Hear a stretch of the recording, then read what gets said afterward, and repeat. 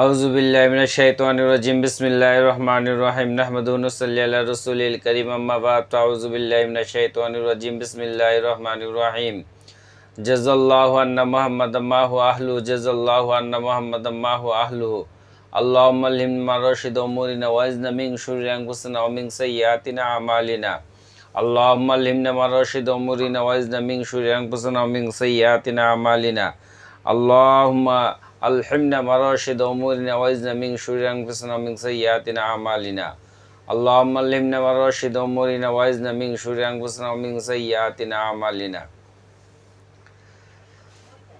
আমি শাহ আসিফ মোহাম্মদ রুকনুদ্দিন নান্দিনা পুরাতনপাড়া মোহাম্মদিয়া দরবার শরীফের একজন গুনাহগার খাদেম। আজকে তারিখ হচ্ছে 14 তারিখ মে মাস 2024 সাল, রোজ মঙ্গলবার। সময় এখন বাজতেছে 9টা 25 মিনিট সকালবেলা, মর্নিং।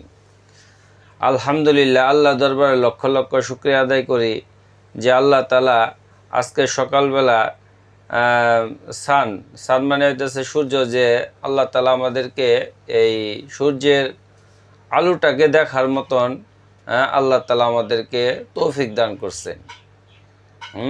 আল্লাহ তাআলা বলছে ওয়াশ-শামসি ওয়াল কামারি বিহুসবান, সূর্য এবং চন্দ্র তার নিজস্ব লক্ষ্য বস্তুতে নিজস্ব গতিতে চলাফেরা করে। এখন সান এবং মুন তারা দুজনই তাদের লক্ষ্যবস্তুতে চলাফেরা করে, এদিক সেদিক যারা পরিমাণও এদিক সেদিক চলাফেরা করে না। যদি যারা পরিমাণও এদিক সেদিক চলাফেরা করত, তাহলে এই পৃথিবীর সমস্ত কিছু মানে যা কিছু আছে সব কিছু উলটপালট হয়ে যাইত। সেই জন্য আল্লাহ তাআলা তাদেরকে নিজস্ব কক্ষপথ দিয়ে দিয়েছেন। ওই নিজস্ব কক্ষপথের ভিতর দিয়ে চলতেছেন।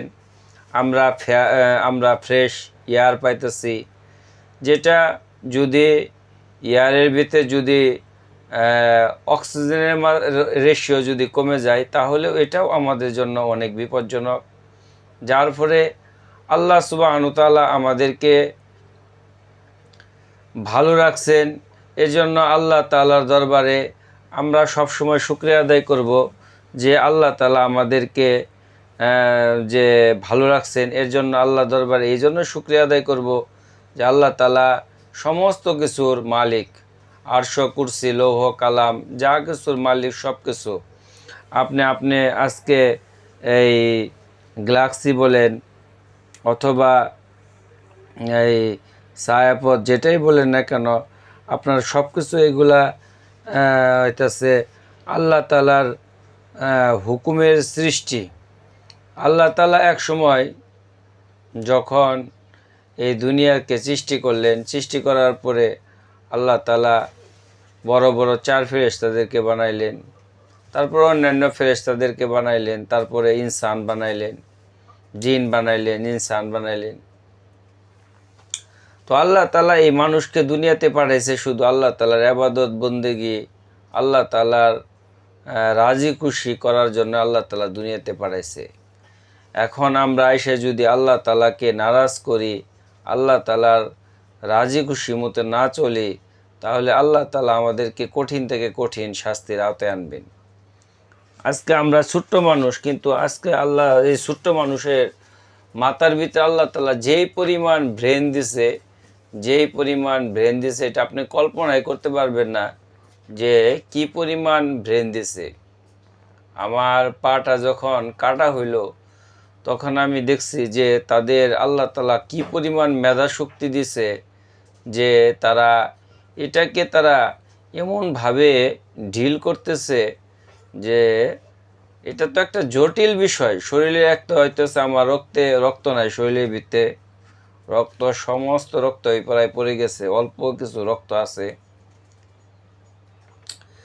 তো আল্লাহ পাক এদের মানুষের মাথার ভিতরে মানুষ কত ধরনের কঠিন থেকে কঠিন অপারেশন করতেছে, কিডনি ট্রান্সফার করতেছে, হার্ট অপারেশন করতেছে, তারপরে আপনার আঙ্গুলের সমস্যা, তারপরে আপনার ব্রেনের সমস্যা, বিভিন্ন ধরনের বড় বড় সমস্যায় যারা জড়িত, চোখের যাদের সমস্যা আছে, চোখের দৃষ্টিশক্তি যারা পায় না, তাদের দৃষ্টিশক্তিও মানে পাওয়া যাইতেছে। এরকমও যে সমস্ত আজকে বিজ্ঞানের প্রযুক্তির যে উদ্ভাবন, এটা অত্যন্ত আমাদের জন্য গৌরবের বিষয়। একসময় মানুষ চিকিৎসার অভাবে মানুষ মারা যাইতো। বর্তমানে মানুষ অনেক চিকিৎসা উন্নত হয়ে গেছে। আজকে মানুষ অনেক, আগে মানে বেশিরভাগই দেখা গেছে যে শিশু মারা গেছে অথবা মা মারা গেছে, তারপরে কলেরায় মানুষ মারা যাইতো, বিভিন্ন ধরনের মানুষ মারা যাইতো। আল্লাহ তাআলা এই সমস্ত মানুষদের ভিতরে এমন কিছু কিছু, যেমন ইনডেভার একটা ওষুধ তৈরি করছে হার্টের জন্য। এই ওষুধটার দাম এক পাতা বড়ির দাম মাত্র 10 টাকা। সে জাতির জন্য কতটুক মঙ্গল করছে, এটা যদি এক সময় কারো মানে হার্টের বিট বেড়ে যায়, তাহলে সে বুঝতে পারবে যে এই ইনডেভার এই ছোট্ট ওষুধটা কী কাজ করে। এর ছাড়া কোনো বোঝার উপায় নাই। তো যাই হোক, আমি আজকে লাইভে আসলাম কিছু কথা বলার জন্য। সেটা হলো, আমরা প্রকৃতপক্ষে একজন মুসলমান, আর মুসলমানের কাজ হলো, প্রত্যেকটা কাজই হইতেছে মুসলমানের কাজ ভালো, কিন্তু আজকে আমাদের মুসলমানের কাজগুলা, সমস্ত কাজগুলাই আজকে মানে দেখা গেতেছে বিপরীত। যেমন আপনি যদি জাপানে যান বা আপনি দক্ষিণ কোরিয়া যান, যে লোকটা পঙ্গু, সেই লোকটাকে তারা কি করতেছে, আরও সম্মান করে তারা কি করতেছে, গাড়িতে উঠাইতেছে, মেট্রো রেলে উঠলে মেট্রো রেলে উঠতেছে, লঞ্চে ওঠার জন্য আলাদা লিফট সিস্টেম করে দিচ্ছে, অনেক কিছু। বাংলাদেশে এরকম করছে, বাংলাদেশেও এরকম মেট্রো রেলে ওঠার জন্য এই প্রতিবন্ধীদের জন্য লিফট সিস্টেম করে দিছে মাননীয় প্রধানমন্ত্রী দেশরত্ন শেখ হাসিনা। যাই হোক, ঘটনা হলো, আসলে আমি যে কথা বলার উদ্দেশ্য সেটা হলো, আমরা মুসলমান, মুসলমানের কাজ হইলো, সেটা হলো মুসলমান সবসময় সে আল্লাহ তাআলার ইবাদত বন্দেগী করবে, এমন কোনো কাজ করবে না যে কাজগুলা মানে সমাজের জন্য এবং জাতির জন্য অন্যায়, সমাজ এবং জাতিকে ধ্বংস করে, এমন কোনো কাজ করা যাবে না। তো আল্লাহ সুবহানাহু ওয়া তাআলা এই সূর্যের আলোটা কত দূর থেকে আসতেছে আমরা কি কখনো ভেবে দেখছি? 1 সেকেন্ডে আলোর গতি 1,86,000 মাইল। তো সূর্যটা যেখানে আছে প্রায় 9 মিনিট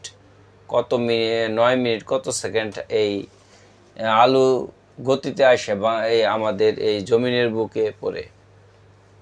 তো আল্লাহ তাআলা এই সূর্যটা পৃথিবীর চেয়ে 13 লক্ষ গুণ বড় করে বানাইছে। আরেক একটা নক্ষত্র সূর্যের চেয়ে কোটি কোটি গুণ বড়, আমরা কি কখনো ভাবছি? আর একটা নক্ষত্র থেকে আরেকটা নক্ষত্রের দূরত্ব, 1 সেকেন্ড আলোর গতি 1,86,000 মাইল। এক নক্ষত্র থেকে আরেকটা নক্ষত্রের দূরত্ব, এখন আপনি 1 মিনিটে আলোর গতি কত হয়? 1 সেকেন্ডে যদি 1,86,000 মাইল হয়, তাহলে 1 মিনিটে আলোর গতি কত হইতেছে? 1 ঘন্টায় আলোর গতি কত? 1 দিনে কত? 1 মাসে কত? 1 বছরে কত? বলতেছে একটা নক্ষত্র থেকে আরেকটা নক্ষত্র, আল্লাহ পাক সুবহানাহু ওয়া তাআলা গেলে কিন্তু কোরআনে বলেই দিয়েছেন সমস্ত কিছু। তারপরেও আমরা আজকে বিজ্ঞান, প্রযুক্তি, সায়েন্স এগুলো আজকে বিশ্বাস করি। আজকে বিজ্ঞান বলতেছে যে একটা নক্ষত্র থেকে আরেকটা নক্ষত্র দূরত্ব কয়েক হাজার আলোর বছরের দূরত্ব, কয়েক হাজার আলোর বছরের দূরত্ব। যদি একটা নক্ষত্র থেকে আরেকটা নক্ষত্র দূরত্ব কয়েক হাজার আলোর বছরের দূরত্ব হয়ে থাকে, তাহলে এখানে কতটুক জায়গা ফাঁক আছে, এটা আমি যদি কল্পনা করি, তাহলে আমাদের এখানে বাংলাদেশ না, সারা ওয়ার্ল্ডের যদি কম্পিউটার যদি বসানো হয়, তারপরেও মানে কম্পিউটার এখানে গণনা করে শেষ করতে পারবো না যে কতটুক মাইল হব। যার ফলে তারা কম্পিউটার হিসাব করতে পারে না, দেখে কম্পিউটার তারা আলোর বর্ষ দিয়ে হিসাব করছে। এখন বর্তমান সাইকোলজি, বর্তমান সায়েন্স, আমরা যে আকাশে যে নক্ষত্র দেখতে পাই, এই নক্ষত্রগুলোকে আমরা খালি চোখে যে দেখতেছি, বলতেছে এরকম নক্ষত্র আছে যেরকম ধুলাবালি গুণা অসম্ভব, মরুভূমির ভিতরে বালু গোমা অসম্ভব, এরকম তাদের যে টেলিস্কোপ আছে, তারা যে বিভিন্ন স্যাটেলাইট প্রযুক্তি যেগুলো পাঠাইছে, বলতেছে যে এই সমস্ত ইয়ের মাধ্যমেও এরকম নক্ষত্র গোনা সম্ভব না। হাজার হাজার কোটি কোটি নক্ষত্র মিলে একটা গ্যালাক্সি বা ছায়াপথ গঠিত হয়েছে। এরকম হাজারো হাজারো ছায়াপথের সন্ধান পাইছে। আবার এখানে আবার ব্ল্যাক হোল আছে, কালো গুহা আছে, যে এরকম হাজারো হাজারো গ্যালাক্সি যদি ওই কালো গুহার ভিতরে ঢুকে জায়গা, হ্যাঁ,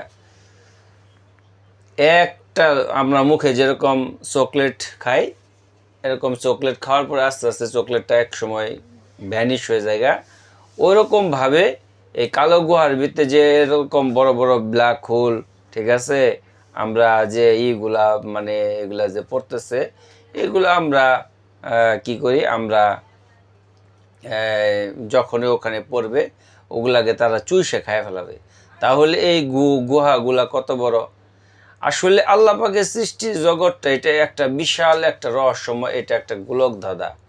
এখানে এতে আল্লাহ তাআলা এগুলা জিনিস নিয়ে আসলে আমরা যারা ভাবি, এগুলো যদি আমরা আসলে ভাবি, এগুলো ভাইবে শেষ করবো না। কারণ আল্লাহ তাআলার এলেম হইতেছে সমুদ্র, মহাসমুদ্র, আটলান্টিক মহাসমুদ্র, অ্যান্টার্কটিক মহাসমুদ্র, ভারত মহাসমুদ্র, দক্ষিণ প্রশান্ত মহাসাগর।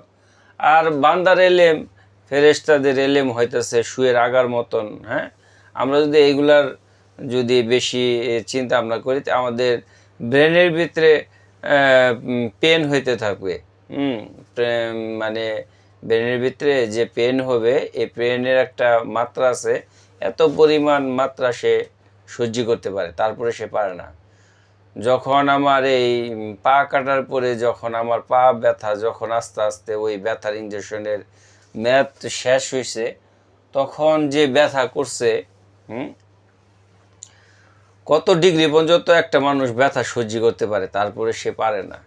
আমার মনে হয়েছিল যে আমার ওই ডিগ্রিগুলাও ছাড়ে রাখছে, তো আল্লাহ তাআলা আমাকে ভালো রাখছে। আসলে আল্লাহ পাকের আসলে আমার কোনো বাঁচার কথা না, কেউ বলে নাই যে আমি বাঁচবো, ঠিক আছে, আল্লাহ তাআলার ইচ্ছা ছিলই আমি বাঁচছি, তা নাহলে আমার বাঁচার কোনোই কথা ছিল না। কেউ বলে নাই, পঙ্গুর ডাক্তাররাও বলে নাই, নান্দিনের মানুষ বলে নাই, আমাদের যারা নিকটে ছিল তারাও বলে নাই, কেউ বলে নাই। কারণ ওইরকম বাঁচার মতন কোনো মানে সিচুয়েশন ছিল না। আমার একটা ঠ্যাংই হয়েছিল, অন্য কোথাও আমার ইনজুরি হয় নাই। আমি পরে একটু হাতে এমনি একটু সমস্যা হয়েছে আঙ্গুলে, তারপরেও এই 11 তারিখে কী করে কয় নার্ভের ট্যান্ডনের বড় ডাক্তার মহিউদ্দিন, পঙ্গুতেও সে অধ্যাপক, সহকারী অধ্যাপক পঙ্গুর, ইয়ের ওনাকে দেখে আসলাম। যাই হোক, আলহামদুলিল্লাহ এখন মোটামুটি আলহামদুলিল্লাহ ভালো লাগতেছে। আবার 21 দিন পরে যাইতে হবে, আবার 21 দিন পরে যাইতে হবে, ইঞ্জেকশন দিতে হবে। ইঞ্জেকশনটা এমন জায়গায় এটা দিতে হবে যেটা এটা সাধারণ মানুষ বুঝতে পারবে না, সাধারণ কোনো এরকম ডাক্তাররাও সহজে দিতে পারবে না। যাই হোক, আমাদের ভিতরে যে সমস্ত মানে কি করে কয় দুঃখ, কষ্ট, বিচ্ছেদ, বেদনা যেগুলো আছে, আমরা যে আজকে ইমোশনাল হয়ে গেতেছি, আবেগপ্রবণ হয়ে গেতেছি, আসলে আবেগ দিয়ে জীবন চলে না। আবেগ এক জিনিস আর বাস্তবতা এক জিনিস। আবেগ যেমন আমি এখান থেকে কত কষ্ট করে, যে পরিমাণ কষ্ট করে ঢাকা গেলাম, আবার ওখানে ডাক্তার দেখলাম, কৃত্রিম পায়ের ওখানে গেলাম, এখানে যদি আমি আবেগ দিয়ে কাজ করি তাহলে এগুলো হবে না। আসলে আবেগ এক জিনিস। তার আরও কয়েক জায়গায় আমার দেখা করার দরকার ছিল, আমি যাইতে পারি নাই, কিন্তু মানে অগুরুত্বপূর্ণ ছিল, খুবই গুরুত্বপূর্ণ ছিল। তারপরেও আসলে তো এটা তো আমার তো একটা শরীর, আসলে শরীর হইলেও কিন্তু আগের যে যে অবস্থানটা ছিল, সে অবস্থানটা কিন্তু এখন অনেক হয়েছে। কারণ আস্তে আস্তে আবার এই শরীরটা, ডাক্তাররাও বলছে যে স্বাভাবিক জীবনে ফিরে আসতে কিছুদিন সময় লাগবে। কারণ 23 ব্যাগ রক্ত ভরা হয়েছে, সবগুলো রক্ত আলাদা। একজনে 2 ব্যাগ রক্ত দেয় নাই। এখানে হাফেজ ছিল প্রায় 18 জন, আরও আমার ছোটো ছেলে ছিল, আমার নান্দিনা আদনান ডাক্তার ভাই ছিল, খালিদ ছিল, আরও নান্দিনের আরও শুভ ছিল, শাওন ছিল মোহাম্মদের বন্ধু। তো এদের রক্তগুলো আসলে শরীরে গেছে। যাই হোক, আমি যে কথা বলার উদ্দেশ্য হলো যে আল্লাহ তাআলা যে এই ভূমণ্ডলটা সৃষ্টি করছে, এটা বিশাল একটা জিনিস। এই কায়নাটা এত বড় যে এগুলা যদি আপনি মানে কম্পিউটার যেখানে ফেল হয়ে গেছে বলতেছে যে এগুলো যা কিছু আছে, হ্যাঁ, আল্লাহ তাআলা কোরআনের ভিতরে বলছে আমি এরকম 60টা আসমান বানাইছি, 60টা আসমান। হ্যাঁ, আজকে বিজ্ঞান এত উন্নত হয়েছে যে সূর্যটা পৃথিবীর চেয়ে 13 লক্ষ গুণ বড়, সূর্য চেয়ে এক একটা নক্ষত্র কোটি কোটি গুণ বড়। আর একটা নক্ষত্র থেকে আরেকটা নক্ষত্রের দূরত্ব হইতেছে কয়েক বছর, আলোর বছরের দূরত্ব। 1 সেকেন্ডে আলোর গতি 1,86,000 মাইল। এখন হাজার হাজার নক্ষত্র মিলে গ্যালাক্সি, আবার এই হাজার হাজার গ্যালাক্সি যদি একটা ব্ল্যাক হোলের ভিতরে ঢুকাই দেওয়া হয়, এই কালো গুহার ভিতরে ঢুকাই দেওয়া হয়, তাহলে সে মানে মানে আমরা শুরুর সময় যে ওই যে চায়নার নামের লোজেন আসছিল, এগুলো যে মুখে দিলেই মিলে গেত ওইরকম মানে ব্ল্যাক হোলের ভিতরে ঢুকার সাথে সাথে এগুলো মিলে যায়। তা আরও কত কি আল্লাহ তাআলা আছে। আজকে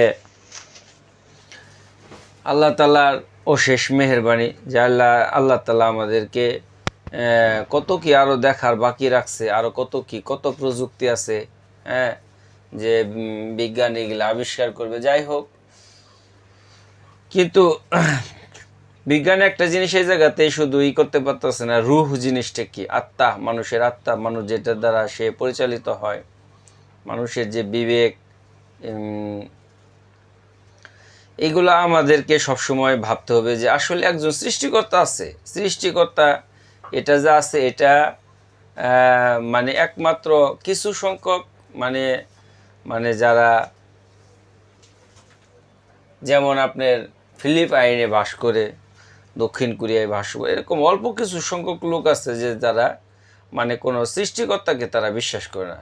জাপানে আছে, কিন্তু অন্যান্য সমস্ত ইহুদি ধর্মকণ, খ্রিস্টান ধর্মে কোন, তারা তো আল্লাহ তাআলার অস্তিত্বকে এক বাক্যে স্বীকার করে নেয়। ইহুদিরা, খ্রিস্টানরা, তাদের ভিতরে আমাদের ভিতরে কিছু কিছু মতপার্থক্য আছে।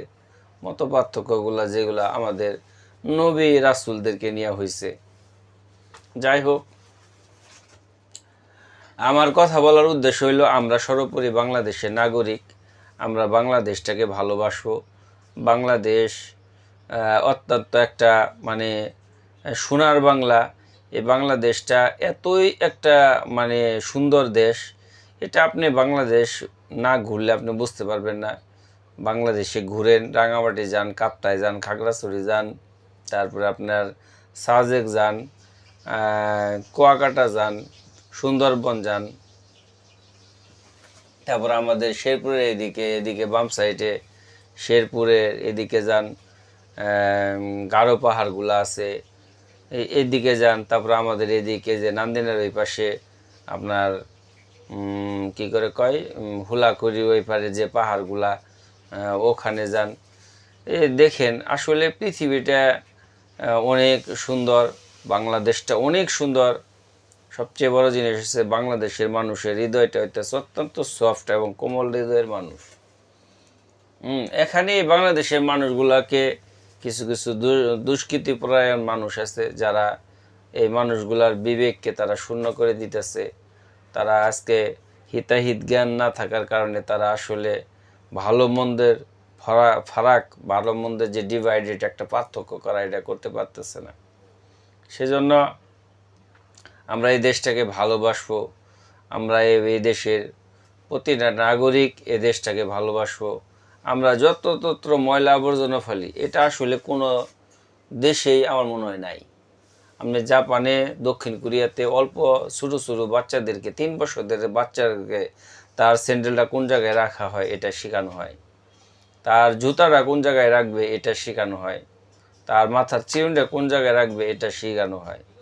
হ্যাঁ, এখন আমরা যদি আজকে যদি এই জিনিসগুলা না শিখি, এই জিনিসগুলা আমরা যত্রতত্র আজকে পলিথিনের ব্যবহার, পলিথিন ময়লা আবর্জনা ফেলাইতেছি, ডাস্টবিনে ময়লা ফেলাইতেছি, ড্রেনিং ব্যবস্থা বন্ধ হয়ে যাইতেছে। আমি যে যেদিন 11 তারিখ না 12 তারিখ মিরপুর থেকে ওই শিক্ষা প্রাথমিক অধিদপ্তর থেকে নিয়ে আমি যাইতেছি মোহাম্মদপুর বাবর রোডে কৃত্রিম পাড়, ওখানে যেখানে দেখলাম একটু এই বৃষ্টিতে রাস্তা জলবদ্ধ তৈরি হয়েছে। তখন ওই জলবদ্ধতার কারণে যে পরিমাণ জাম হয়েছে যেটা কল্পনার বাইরে। এখন জলবদ্ধতা আসলে হইলো কেমনে এটা তো বুঝার লাগবো। নিজ দিয়ে যে ড্রেনিং ব্যবস্থা দিছে, ড্রেনিং ব্যবস্থার ভিতরে আপনার যে ময়লা আবর্জনা ঢোকার কারণে এই অবস্থা হয়েছে। আজকে যদি ওই ময়লা আবর্জনা পলিথিন এই সমস্ত যদি না ফেলাইতো, ঠিক আছে, তাহলে এইগুলা হইতো না। দাঁড়াইছে ময়লা। আচ্ছা আমি আসতেছি। বাবার কও স্যারে, স্যারে বাবার কও। যাই হোক, আল্লাহ দরবারে শুকরিয়া আদায় করি যে আমি এমন একটা দেশে বাস করি যে দেশটা অত্যন্ত আনন্দদায়ক, অত্যন্ত মুক্তিদায়ক। আল্লাহ তাআলা আমাদেরকে ভালো রাখুক। আল্লাহ দরবারে লক্ষ লক্ষ শুকরিয়া আদায় করি। আমরা দেশটাকে ভালোবাসি। আমরা বেশি বেশি করে গাছ রোপণ করব। এই যে কয়দিন ঝড় তুফান হইলো, তাই ঠাডা পড়ছে, তাই মানুষ মারা গেছে, এটা তো খুব খারাপ লাগে। এবং প্রতিটা ইঞ্চি দামি যে তরি তরকারির দাম, আমরা ইচ্ছা করে লাউ গাছ, সিম গাছ, বরবটি গাছ, দুধ কুমড়, ঝিঙা গাছ, এইগুলা গাছ আমরা লাগাইতে পারি, তাহলে কি হবো, মানুষের খাদ্য চাহিদা পূরণ হবে। মানুষের খাদ্য চাহিদা পূরণ হওয়ার পরে আমরা ইচ্ছা করলে আরব কান্ট্রিতেও আমরা বিভিন্ন ধরনের খাবার আমরা কি করতে পারবো। কারণ এখনকার মনে করেন যে 6 ঘন্টার ভিতরে মধ্যপ্রাচ্যের যে কোনো রাষ্ট্রে খাবার চলে যাইতেছে, তাহলে ওইটা তো কোনো বিষয় না। সেগুলো আমরা সময়টাকে খুব কাজে লাগাবো। যাই হোক, আল্লাহ তাআলা আমাদেরকে বোঝার এবং তৌফিক দান করুক। আমরা দেশের প্রতি শ্রদ্ধাশীল হই। আমার একটা কথাই খারাপ লাগে, বেশিরভাগই এই যে সমস্ত লোকেরা বুরকা মহিলা পইরা তারা এরকমভাবে বিভিন্ন মাদকের কারবার করে, তারপরে দাড়ি টুপি রাইখে মাদকের ব্যবসা করে, এটা অত্যন্ত দুঃখজনক। আল্লাহ রসুলের সুন্নত নিয়ে, আল্লাহ রসুলের নিয়ে এগুলা তো আল্লাহ রসুলকে বেইজ্জতি করা হইতেছে। এগুলা করা আসলে সঠিক না।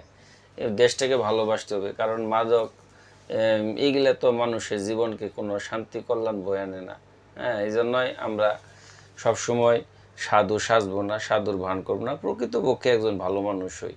আমি জাতির জন্য, দেশের জন্য, মানুষের কল্যাণার্থে কিছু কাজ করে যাই, নিজের পরিবারের প্রতি যত্ন নেই, পরিবারের প্রতি আমরা খেয়াল রাখি, পরিবার কীভাবে ভালো থাকবে, রাষ্ট্র কীভাবে ভালো থাকবো।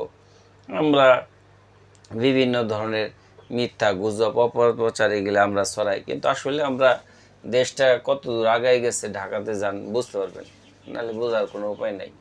যাই হোক, আসসালামু আলাইকুম রহমতুল্লাহি ওয়াবারাকাতু। আমি শাহসুফি মোহাম্মদ রুকনউদ্দিন। আমার কথার ভিতরে যদি ভুল হয়ে থাকে অবশ্যই আপনারা ক্ষমার দৃষ্টিতে দেখবেন, অথবা আমার শাহসুফি পীর রুকনউদ্দিন ইউটিউব চ্যানেলটাকে আপনারা পাশে থাকা বেল আইকনটিকে ক্লিক করে দিবেন, এবং কি করে কোনো ভুল থাকলে আমাকে শুধরাই দিবেন। আসসালামু আলাইকুম রহমতুল্লাহ, এবং শেয়ার করে দিবেন।